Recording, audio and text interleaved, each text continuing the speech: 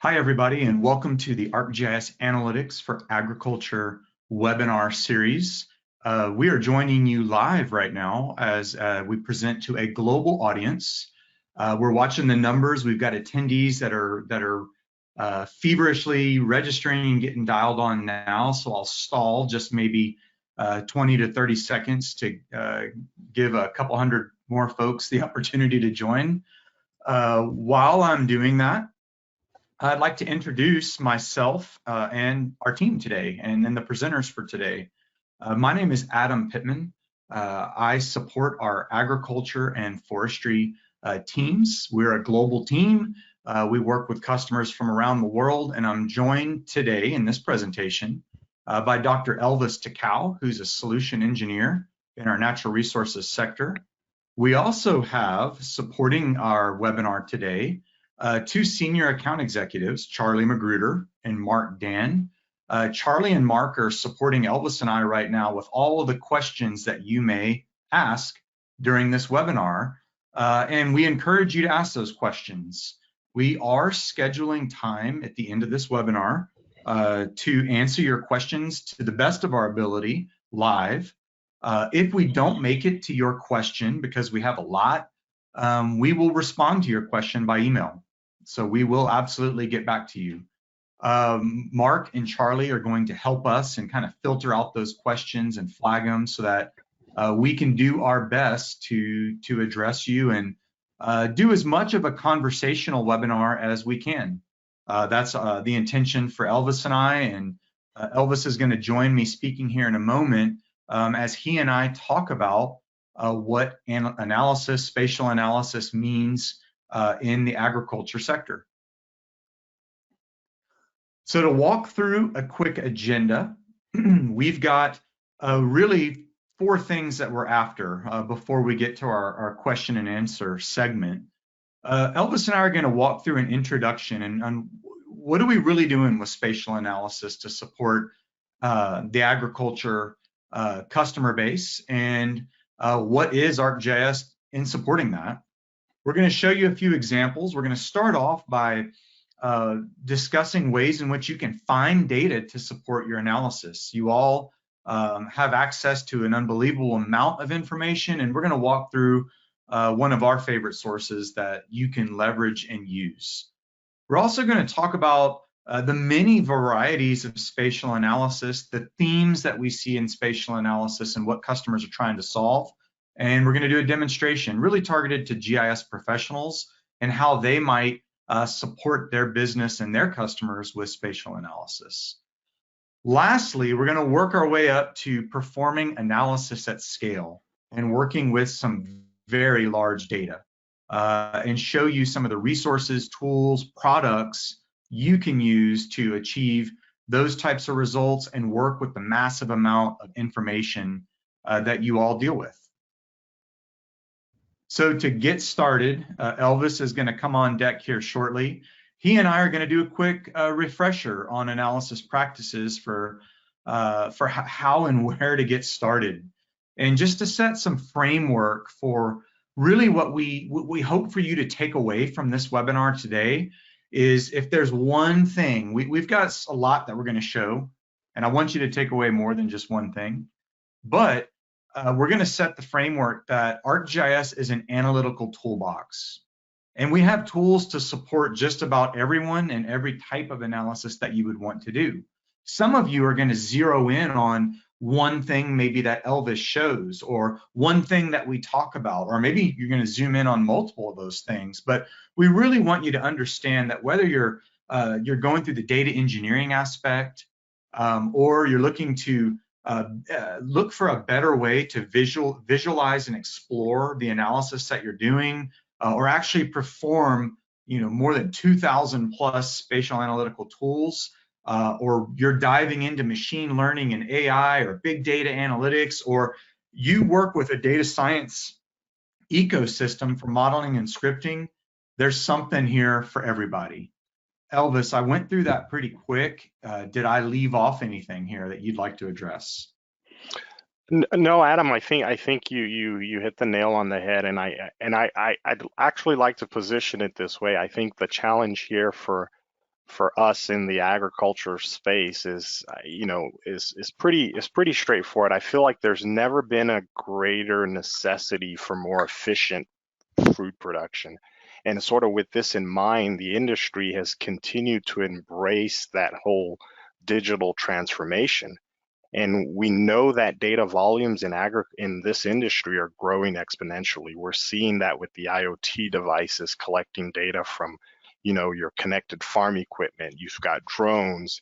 This is the norm in our industry. And I think more importantly, the industry leaders have recognized this potential for uncovering breakthroughs hidden in sort of big data that's coming in the ag space. And so what we would like to help our users do is to inform them, to help educate them, to guide them as to how the ArcGIS system can serve as that framework for evaluating and extracting insights from the data, and so you can make those important decisions about your plant health, about your crop yields, about your sustainable practices. And so what you have on the screen is these are bits and pieces of that framework, and that's what we're going to be talking about today.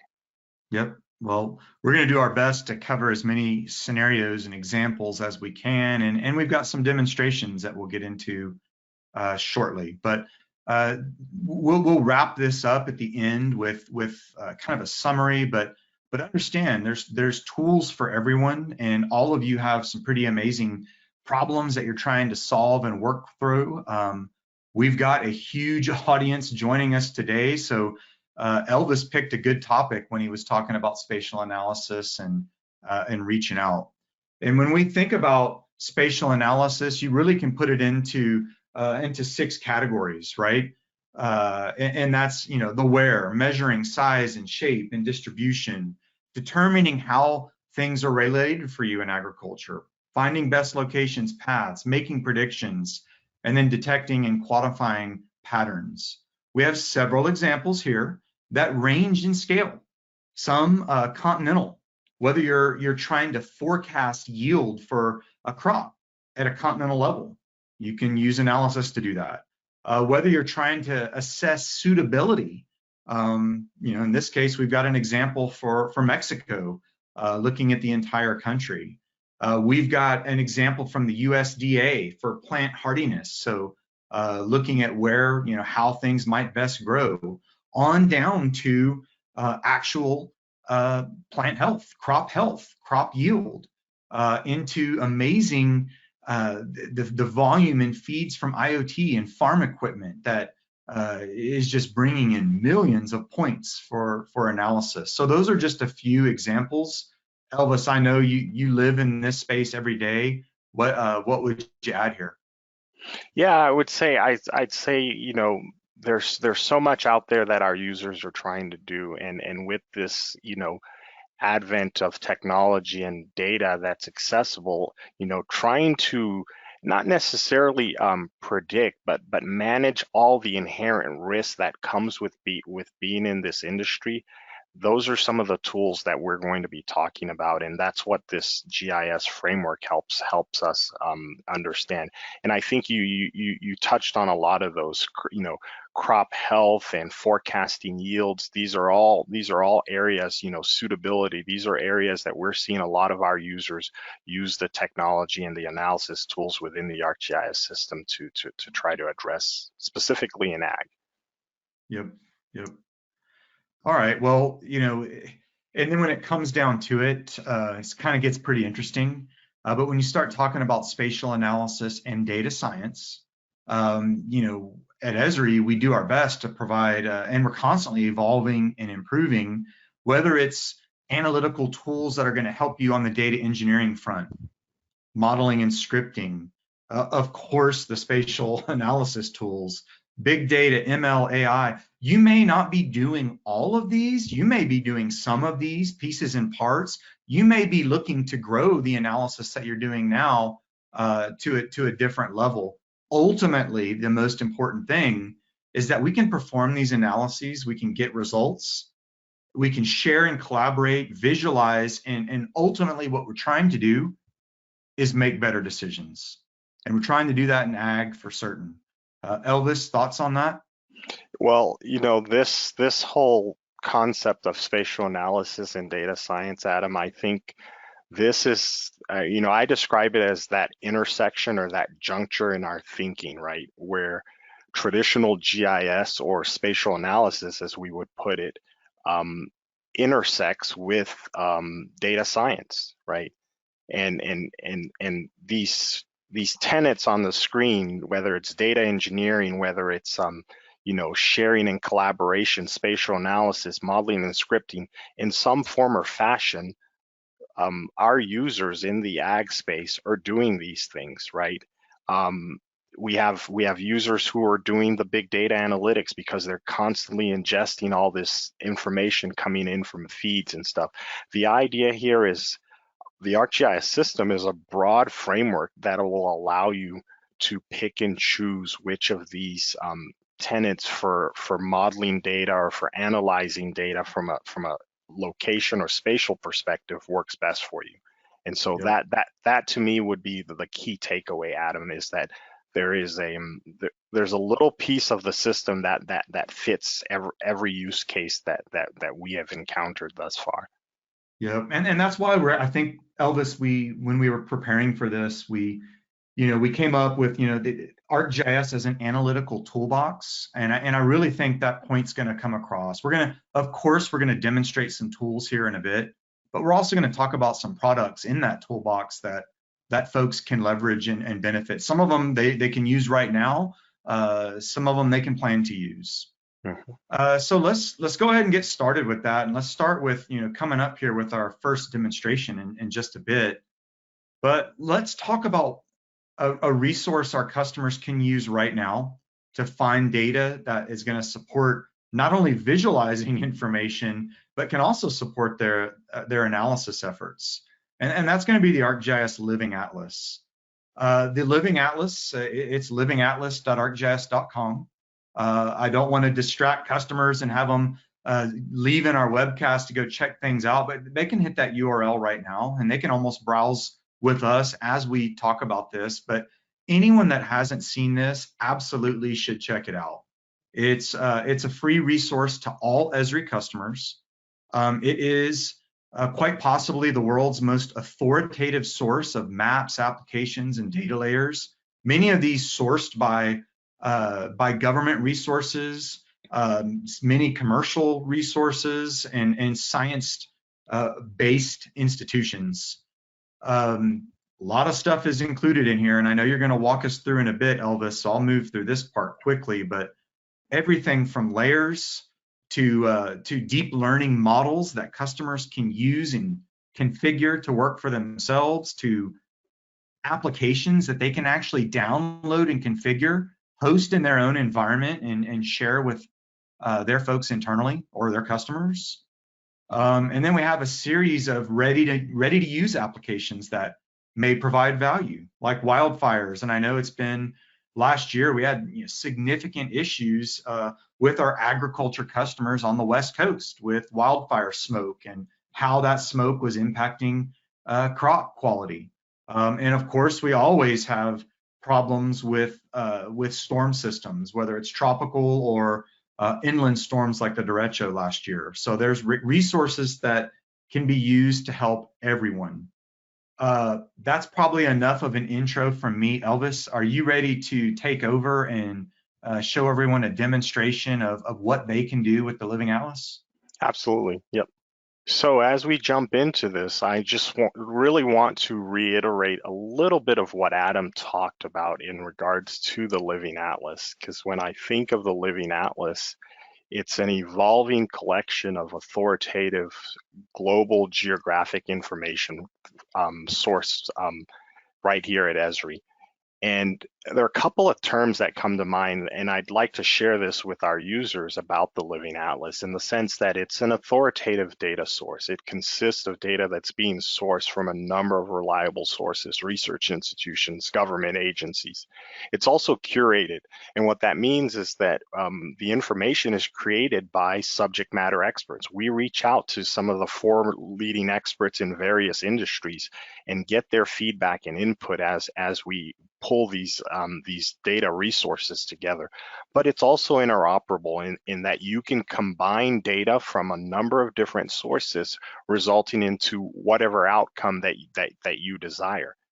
It's updated, right? The content within the Living Atlas is updated regularly as we tap into our partners from around the world and nationally here in the United States. And it's always growing. You know, just talking to our Living Atlas team, which we do on a regular basis from an agriculture perspective, we're always looking for new resources that we can add and contribute. So enough said about that. On my screen, we're looking at, I'm in a web browser, I'm in livingatlas.arcgis.com.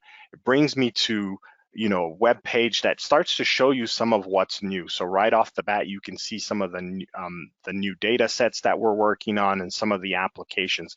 But where I like to spend most of my time when I'm using the Living Atlas, and as a prospective user or current user, it's this Browse tab here, which is pretty amazing because it brings you to the heart of what the Living Atlas is in terms of this collection of authoritative data, right? So right away, I get some options here on how I want to start to query and discover the content that's readily available to me, whether it's by type, whether I'm looking for layers or maps, or, even apps and story maps that Adam mentioned. You can filter by that and find that type of information and content. In addition to that, we have a temporal filter as well. So maybe you're just interested in data for a specific date, or you're looking at data for the past year. You can create those queries and filters and search and discover content in the Living Atlas as such. And I know we're talking to a global audience, which is great, and people from all over the world can use this resource. And so location being a key aspect of how you can obtain this information, we can search by region or by continent and get the data you need. And once you do so, you can filter at one more level and say, okay, I just want Esri only content, or I want content that's quote unquote authoritative content, which means it's gone through another level of vetting and it's labeled as such, right? So these filters really start to help you find the information. Now, from an ag perspective, I like to go right into here and just choose agriculture, and right off the bat, I start to get rich content that's ag specific, right? One of my favorite layers that I spend a lot of time with, and for those of you who've worked with Surgo data, it's a rich source of soil information. It can also be cumbersome, right? If you've worked with it in its native form, there are lots of tables, and then you've got all the polygon layers and map units. But we have this nice little application that will allow you to basically, and I'll show you what this looks like. I launched this application right here from the Living Atlas, and it's going to give me a nice app that will allow me to actually go anywhere in the United States, right? Map driven, anywhere in the US, and pick a basin and essentially, or a hydrologic unit, and essentially download all the soil Surgo data for that particular location into a nice, neat map package, which you can open up in Arcgis Pro and start to take advantage of. Now, I wish I had something like this back in grad school, because this is pretty amazing. You don't spend all your time doing all these joins and all that stuff trying to pull this together. So this is the type of rich information you have access to. Now, going back to this page, again, there's crop data, there's crop production data. You've got information on soil erosion or soil erodibility, tons of resources here. And I'm going to filter to the United States, actually, just so we can, it's an area that we know very well. And you see right off the bat, I get some other layers that weren't exposed to me when I was looking at things at the global scale, because these are all focused to the US, the continental United States. Now, I want to take it to the next level, right? Show you some of the apps, because apps are a big part of the Living Atlas as well. Not only the data is available, but we take some of that data and we create applications that you as users can download and use right away. And I want to share with you two of my favorite applications. One is this Drought Tracker here. which is a really neat application. I've got it pulled up here that will allow you to understand drought conditions for a prolonged period of time throughout the United States. And it's, of course, it's map focused, map centric. We can sort of go over here to California or the West Coast, and I can choose an area in there, or I could just type in a location. But the moment you do that, you're going to get here a nice little chart that's going to pop up here in a second that will really sort of highlight what the drought intensity is for that particular area of interest. And you can look at that drought intensity over multiple temporal scales, right? So either I look at that look at the yearly trend, or I can look at that even at a much more refined scale. But as I see this information on the screen, I can actually pick a time and then just sort of get more information for that particular time frame. So really interesting application that's focusing on drought, and which is a really important factor when we're dealing with agriculture. Now, the second one I'd like to show you is something that's hit home for a lot of people, and it's understanding sort of where we've had wildfires throughout the United States. And I know the entire country has suffered from wildfires, but specifically when you go over to the West Coast, you can see that there were a lot of wildfires there at certain times. Well, this application is really neat because it shows you what's happening right now. So from a temporal perspective, you can look on your map and you can see where we have wildfires occurring today. I could choose a specific wildfire, zooms into that location, you get some information from the pop-up about that particular fire. Just a nice, neat way to keep track of this. And again, I'll zoom out just a little bit just to show our users here that I've got this smoke forecast here that I can turn on and off, and it just gives me a little idea of where that smoke is forecasted to move, so you can actually make decisions around that. So again, another neat application of data coming from the Living Atlas, along with an app that's been wrapped around that information so that you can disseminate it and share it out to folks of interest. And I wouldn't say I've saved the best for last, but this is actually one of my favorite things. We have a new web application called Experience Builder, which leverages a lot of the ArcGIS technology. But what's really neat about Experience Builder is we can build templates around it. And this is one of those templates. It's called an indicator template. And what I've done with this indicator template is I've used it to pull in essentially agriculture-focused indicators, right, that are relevant to my specific use case. And so think about this in the context of your organization. It's almost like in a dashboard that gives you a snapshot in time of those relevant parameters or agricultural related indicators that may be of relevance or importance to you. And you can set this up by pulling in data directly from the Living Atlas, which I've done for this first row here in terms of global temperatures, deforestation, conservation, and you can see that information. And if those feeds are live, obviously this indicator becomes live as well. On this bottom row, what I've done is I'm using my own data, so my own feature services that are coming from my own ArcGIS online organization.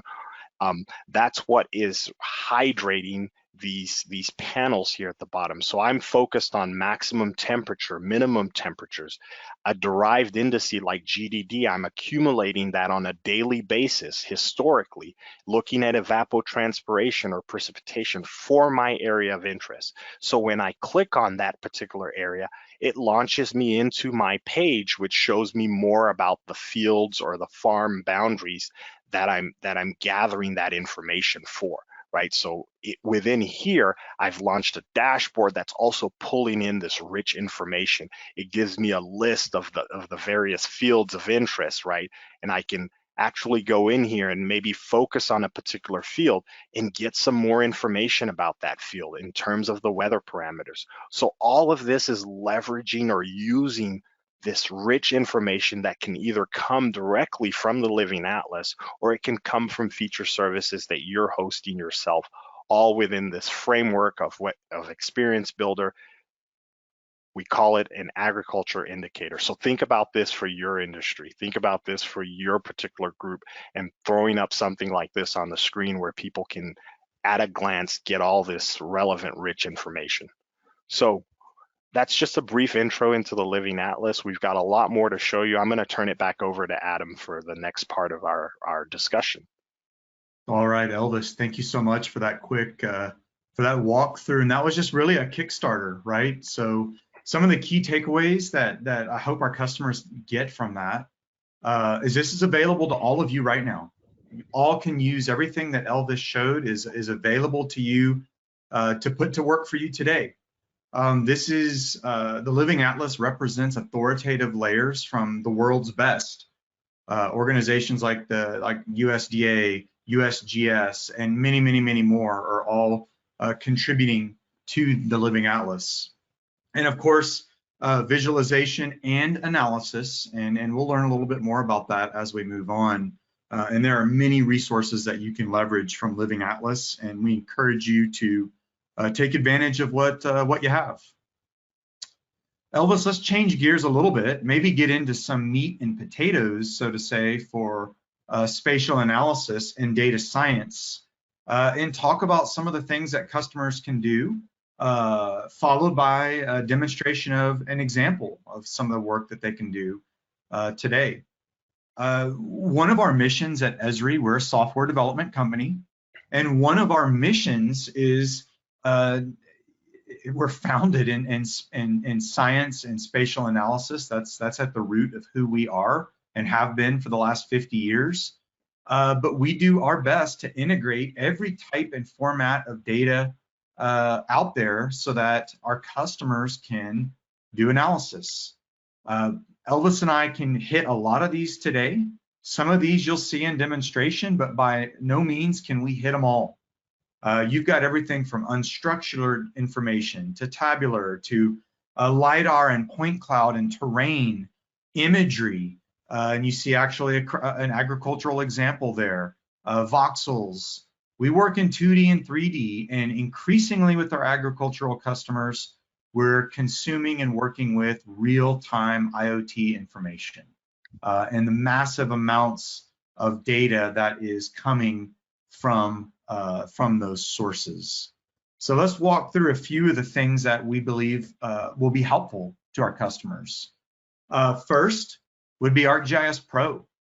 ArcGIS Pro is really, I guess, the starting point for that analytical toolbox that we referenced earlier.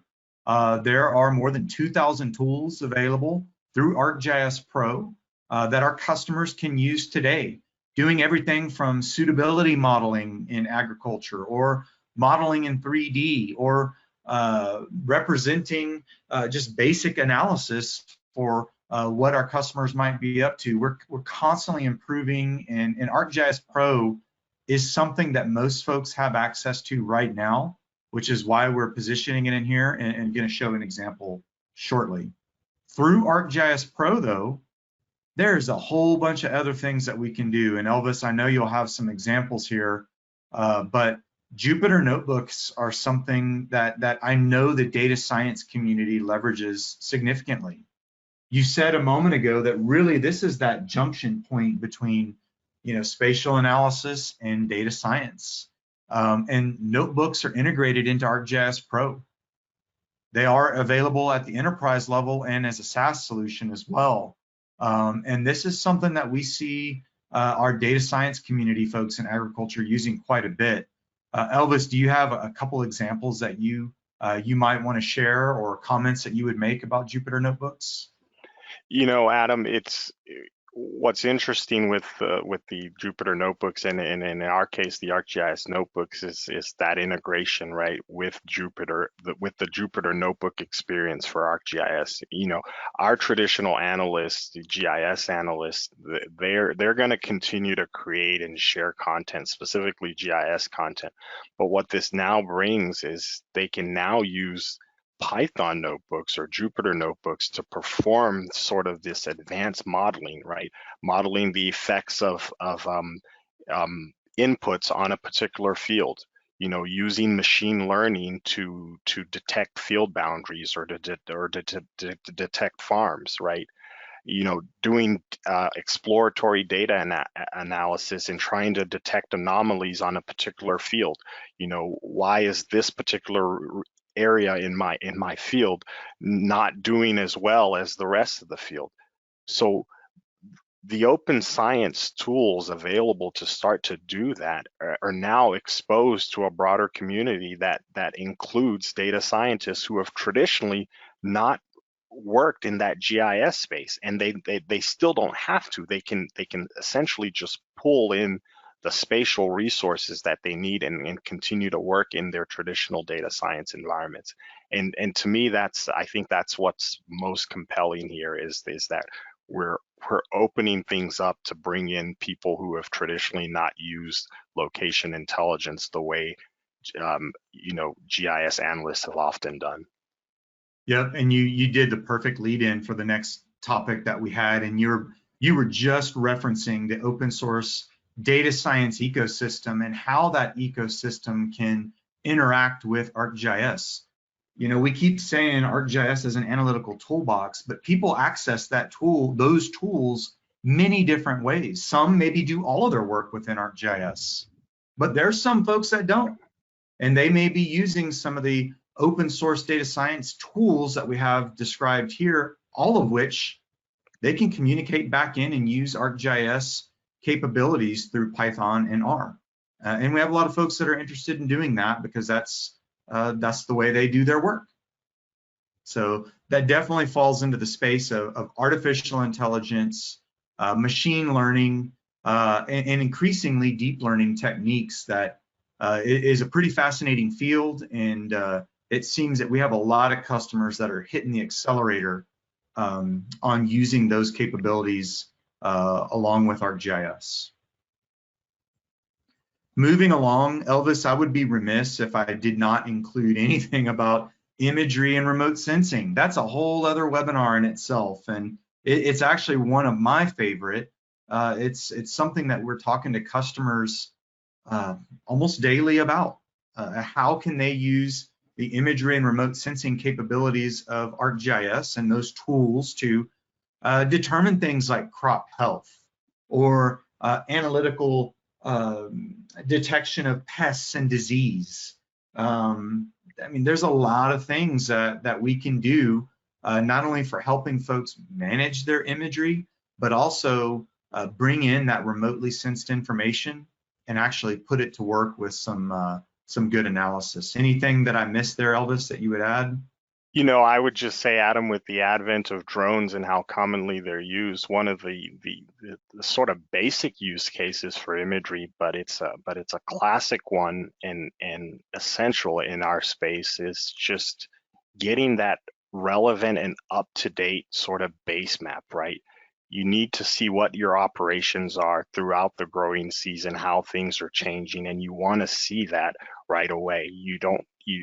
Having the ability to put a drone up in the air and capture that imagery and then literally within hours process that, and you've got a brand new base map and you can see what the current conditions are, getting to areas that you wouldn't otherwise have access to if you were on the ground, right?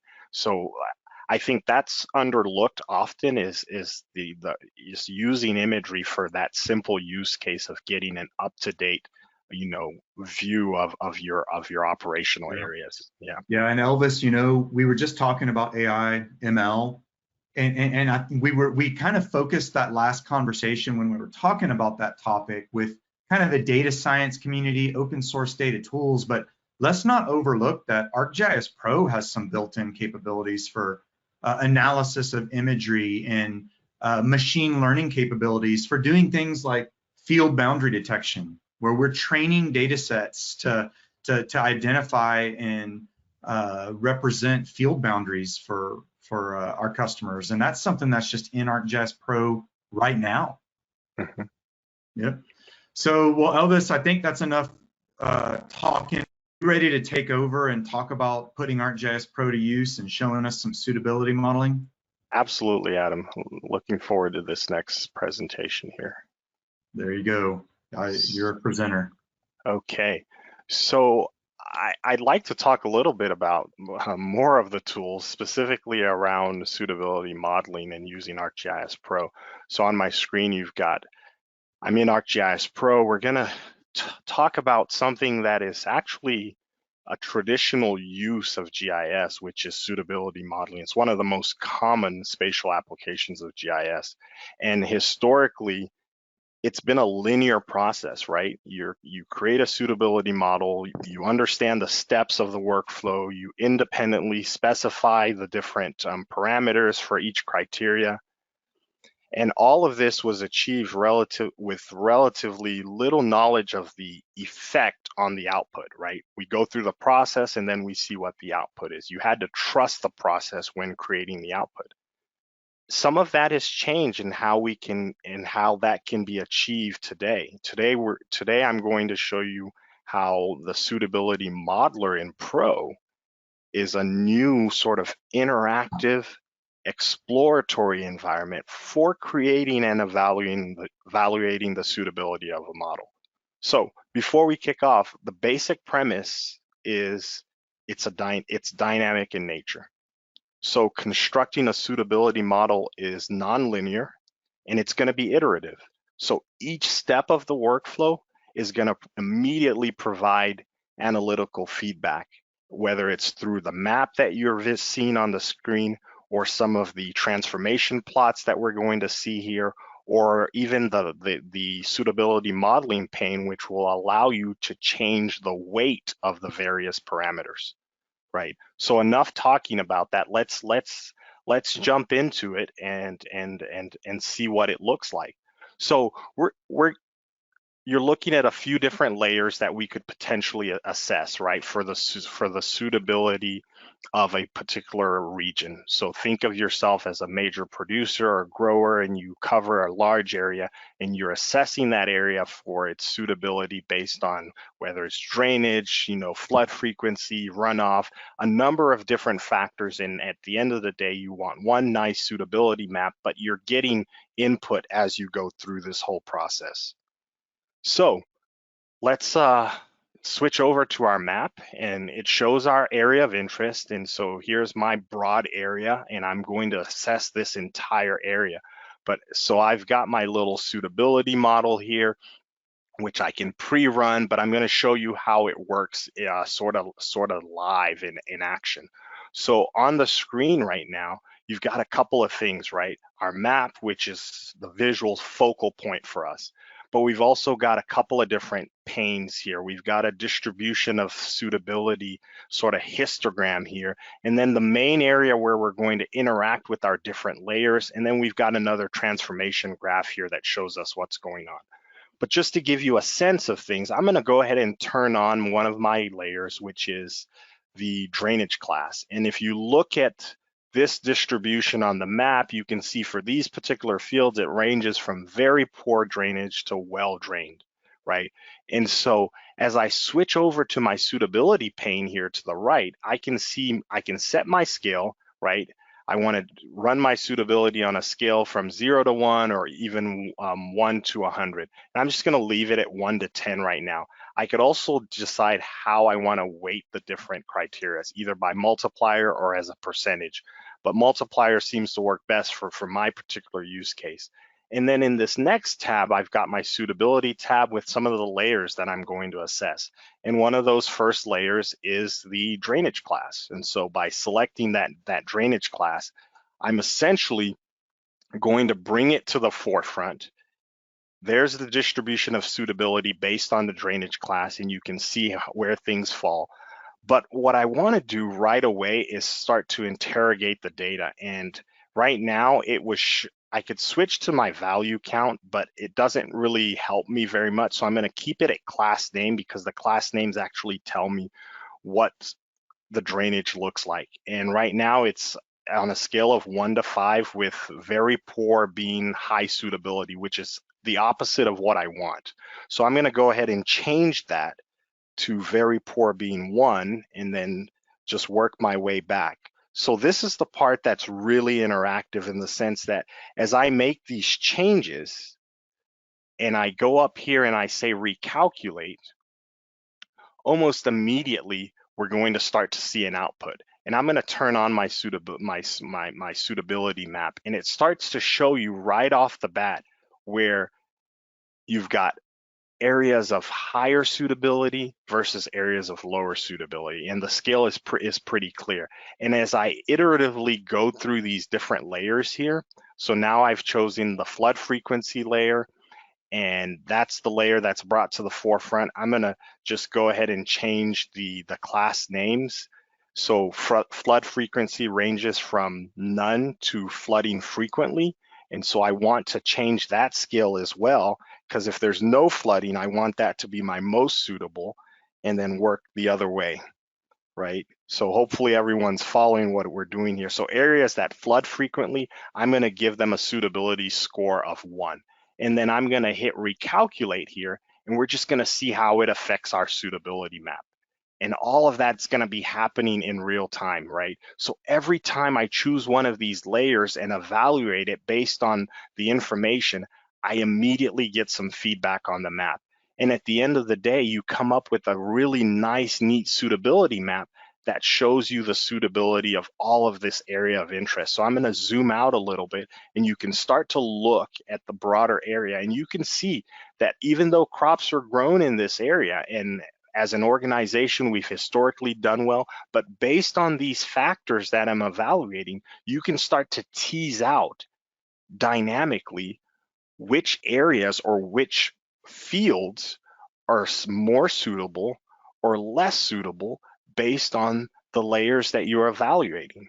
And again, I could add something else. I could add the soil loss tolerance, right? Which basically tells me, you know, how much soil is being lost in that particular location. And the more soil that's being lost, then the less suitable it is. Again, I'm going to switch over to class name. So the category of 1 of 5 means a ton of soil is being lost, and as you go down to 1, less soil is being lost. So I'm going to go ahead and change this scale as well. So make this 5, 4, 3, and change this to 2 and 1. So the least suitable areas is where we're having at least 5 tons per acre of soil being lost, right? And then I hit my recalculate button, and we're going to see the effect on the broader suitability, right? So now this suitability map is taking into effect my drainage class, my flood frequency, my soil loss factor, and this is the result that I'm getting.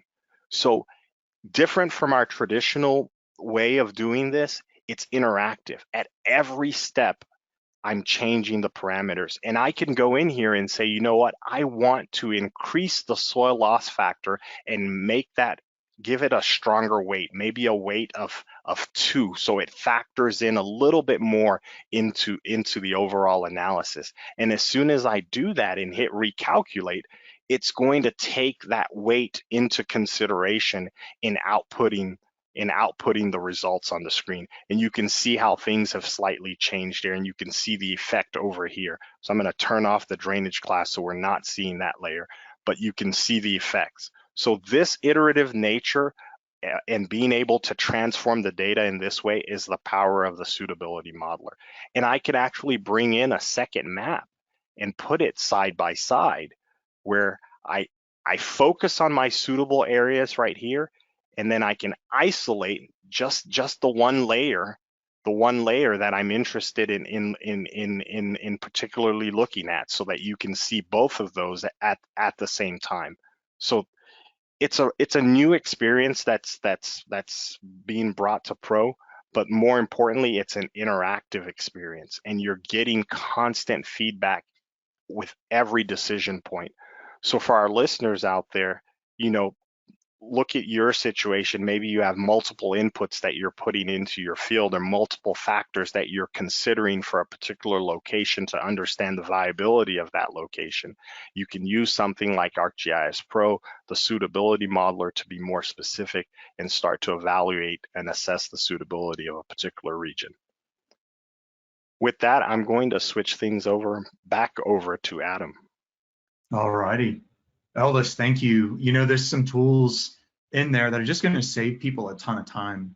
ArcGIS is a powerful tool for spatial analysis and data science. We've talked about that. The good news is, I think for everybody on, pretty much everybody has access to this. ArcGIS Pro is a commonly used tool. So folks can do what you just performed. They can use the suitability models to do exploratory workflows and have an interactive a feel with the analysis they're trying to do. To me, that would just save a ton of time, because I remember the days of going through, especially before Model Builder, you would execute a bunch of tasks, and I'm going to date myself big time, and some people on the call are going to laugh at me, but even doing AMLs, you'd go through this whole thing where you'd string out all this stuff, generate an analysis, get the result, and be like, oh, I don't know. You'd go through it all again. Then it got a little bit better with Model Builder, right? You could repeat these things. Now what you're demonstrating is just an evolution on top of both of those, where you can actually string these things together and actually have an interactive experience with the analysis that you're looking to perform, and isolate things out with multiple maps side by side. So real-time data transformation, it's just pretty awesome. It's going to save a lot of time and should be well received from the community. Elvis, we're getting towards the end. We're at our last topic, and I hate to say we use the best for last. It's one of my favorites, but that is working with analytics at scale. And I've got a screenshot up right now, and I know everybody on the phone probably has heard the expression, drinking from the fire hose.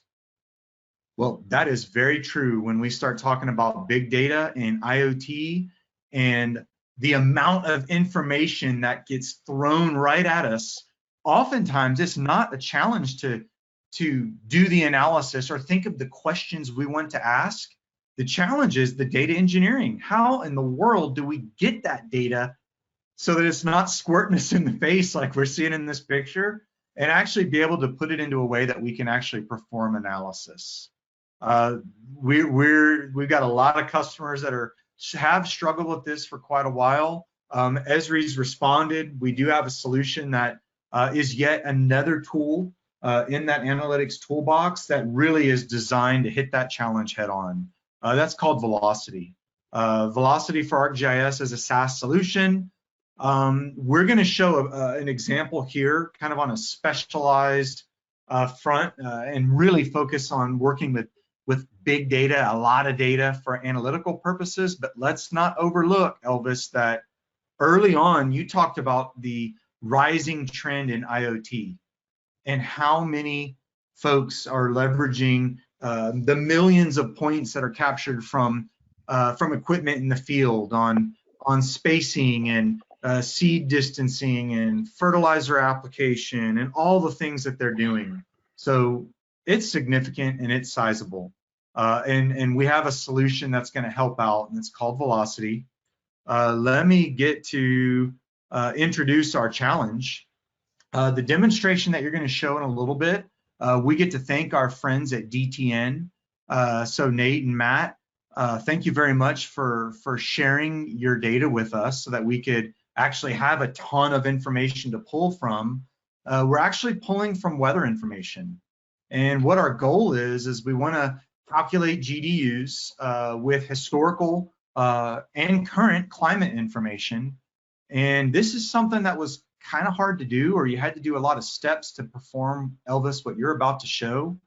But we wanted to take a look at field level analysis with real-time analytics over years worth of data, which would represent millions of records, by the way. So Elvis, I know we're running short on time, so let me just kick it over to you. You want to just show us what you've done with that DTN information and how you're using Velocity to perform a real-time analytic? Absolutely, Adam. So as Adam rightly said, the challenge we often see is the volume of data, and that could vary depending on the type of data. But in this particular case, we're looking at weather data and trying to bring this weather data in at the field level to understand really the effects on a growing region and make some decisions based on the historical nature of this data. So with this SaaS product Velocity, we're able to pull in weather data from DTN's weather API using Python. We're able to write this data into a feature service. Now, the beauty of Velocity is that the data could come from a number of different sources, right? It could come from directly from a feature service, an Amazon S3 bucket, Azure blobs. I mean, we've got a ton of different data sources that you could potentially be pulling this information from. And that's what I'm showing you here in Velocity. So as we write this, we make the API call and write this data into our weather feature service. We're taking advantage of the big data analytic capabilities in Velocity and creating this massive historic data store, right? And with Velocity and some of the analytics within Velocity, we're essentially able to filter through all of the data and determine what is the growing season for that particular area, all based on plant date. So we're also doing a little bit of data engineering where we're enriching the weather data with information coming from the field boundaries about the crop, about the plant date, and all of the subsequent calculations that happen with Velocity or for calculating GDUs or for calculating, the frost-free days or for calculating, the risk of frost. All of that is happening on the Velocity end as it iterates through this large data store. And we get a number of different outputs that we are consuming within a web application using our JavaScript API. So this is all the legwork, which would traditionally take a lot of steps, standing up servers, but we're doing all of this in a SaaS offering through ArcGIS Online using ArcGIS Velocity. Now, the output of all this is we need to make some decisions. We need an application that our end user, grower, an agribusiness provider can actually take advantage of and make some decisions about their field. So this is our output, right? We've set all this up. We're getting that feature service that comes back to us. Now I can assess my fields. So I've got this nice JavaScript application that's bringing all of this information in. And as I hover over different fields, you can see information for that particular field highlighted. And so let's just step through this. So again, I'm enriching this with plant date information. You can see the crop that's being grown, the acres, and the plant date. And that plant date is actually manifested right here in our chart, right? And based on other events that happen on this particular field, you can see what that means relative to the average temperature, the minimum temperature, the maximum temperature, and the accumulation of GDUs, which we see accumulating as we go through the growing season. And so for this particular field, I can actually follow the crop throughout its growing season and life cycle, all the way to herbicide application, all the way to when we eventually harvest and pick up this crop. So it's really, really interactive in the sense that when I go over here to another field in the far east side of this area and choose that particular location or this one, you can see that plant date shifting because that's something that's dynamic that we're pulling from the field boundaries itself. And it's really interactive, right? So I can see that entire life cycle for the crop grown at that particular location.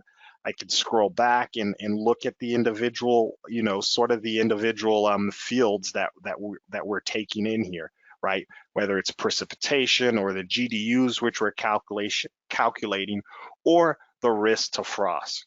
So again, switch locations, all of that information gets recalculated. This can be used as a decision point. Now I can go back and look at things historically with all this weather information being provided to us through our friends at DTN. So rich weather information, we layer that onto the actual field boundaries, and it provides this insightful, intuitive JavaScript application that's using our JavaScript API. It's using a feature service in this particular case.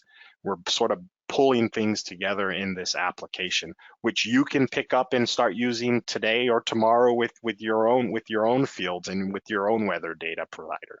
So I just wanted to finish up with that and turn things back over to Adam. If we have any questions we can address. Yeah, fantastic. Elvis, I'm wondering if you can change me back. Let's see, presenter. Yeah, Here we go. Make presenter, and I should be sharing my screen. Let me know when that pops up. Got it. There we go. Let's wrap up, Elvis. We got wrapped up in conversation on a topic that we love for sure, but that was all about ArcGIS velocity.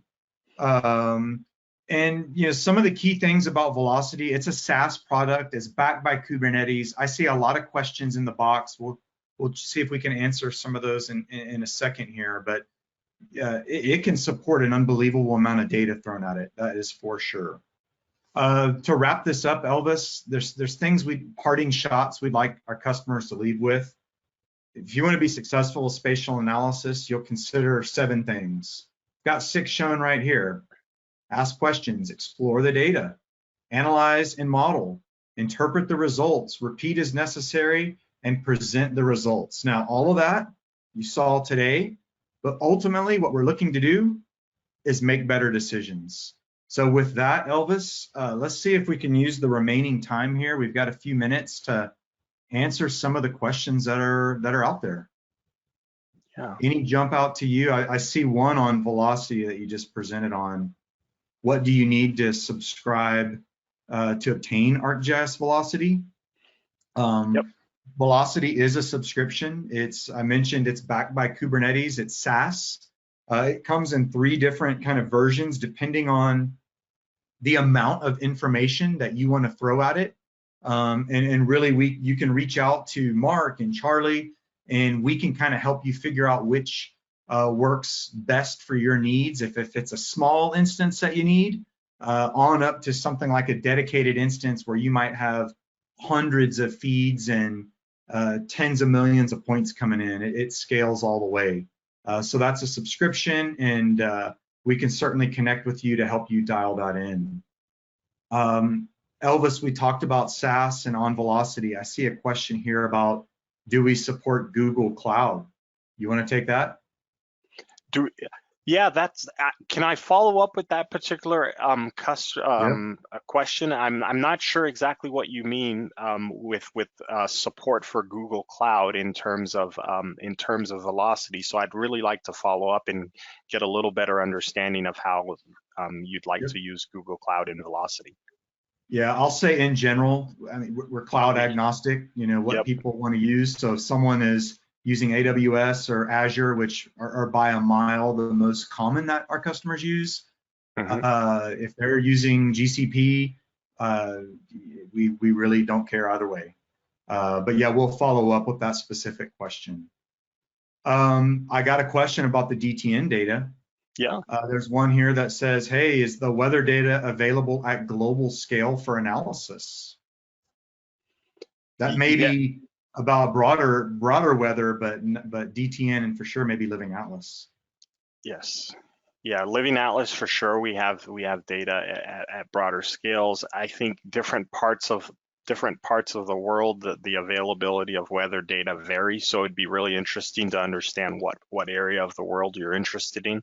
Speaking for the United States directly, we have rich availability of that covers the entire country. Yeah, and for anybody that wants to learn more about the weather information, we have a post-seminar questionnaire that you can fill out, and if you'd like to learn more from DTN, just pop that in there, and we can have them answer your questions. They do provide a global data set, but they're best to answer that. Elvis, we have probably time for one more question. Any of these jump out at you? Okay, I see someone saying, is the agriculture indicator available for the public to use? In essence, it is, because it's built off of what we call the indicators of the world, and that's using our experience builder as a template.